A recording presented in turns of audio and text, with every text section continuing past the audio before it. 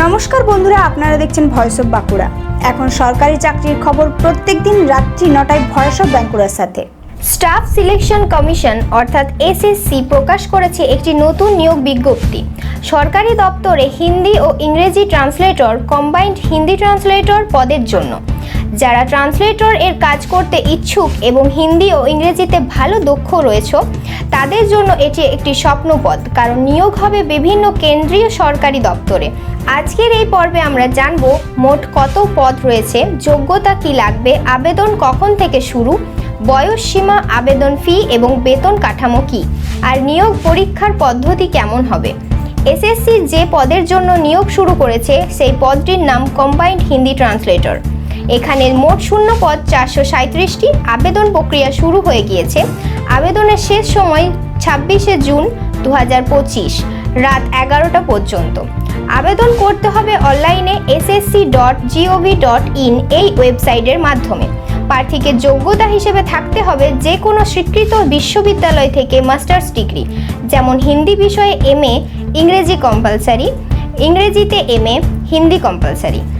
যে কোনো বিষয়ে MA যেখানে হিন্দি ইংরেজি অন্তত একটি মাধ্যম অথবা কম্পালসারি সাবজেক্ট সাথে থাকা চাই। এছাড়াও স্বীকৃত প্রতিষ্ঠান থেকে ট্রান্সলেশন কোর্স অথবা 2 বছরের ট্রান্সলেটর কাজের অভিজ্ঞতা কোনো সরকারি অফিসে থাকলেও প্রার্থী আবেদন করতে পারবে। প্রার্থীর বয়সসীমা হতে হবে 26শে জুন 2025 অনুযায়ী ন্যূনতম 18 বছর, সর্বোচ্চ 30 বছর পর্যন্ত। অর্থাৎ প্রার্থীর জন্ম 25/6/1995 থেকে 26/6/2007 এর মধ্যে হতে হবে। সরকারি নিয়ম অনুযায়ী সংরক্ষিত শ্রেণীর প্রার্থীদের জন্য বয়সের ছাড় প্রযোজ্য। আবেদনের ফি হচ্ছে সকল প্রার্থীদের জন্য 100 টাকা, তবে মহিলা, SC, ST, PWBD এবং প্রাক্তন সেনা সদস্যদের জন্য আবেদন ফি একদম নেই। আবেদন করার পর অনলাইনে ফি জমা দেওয়ার শেষ তারিখ 27শে June 2025।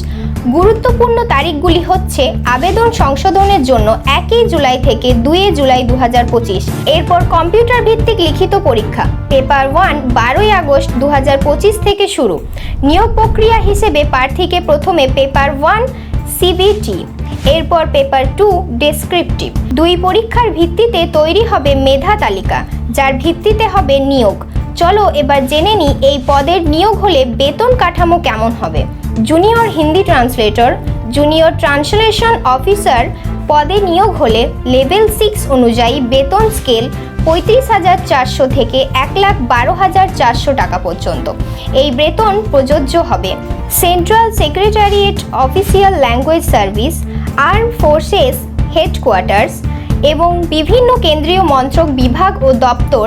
Sub inspector Hindi translator পদের এই একই স্কেল থাকবে CRPF এর অধীনে।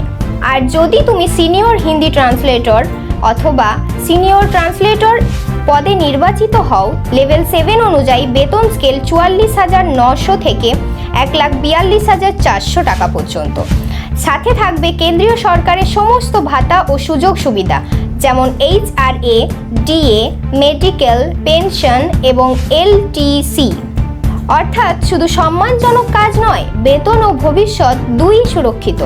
এই পদের চাকরি মানে কেন্দ্রীয় সরকারি অফিসে স্থায়ী পদ, সম্মানজনক বেতন ও সুযোগ সুবিধা এবং হিন্দি ইংরেজি ভাষার দক্ষতার উপযুক্ত মূল্যায়ন।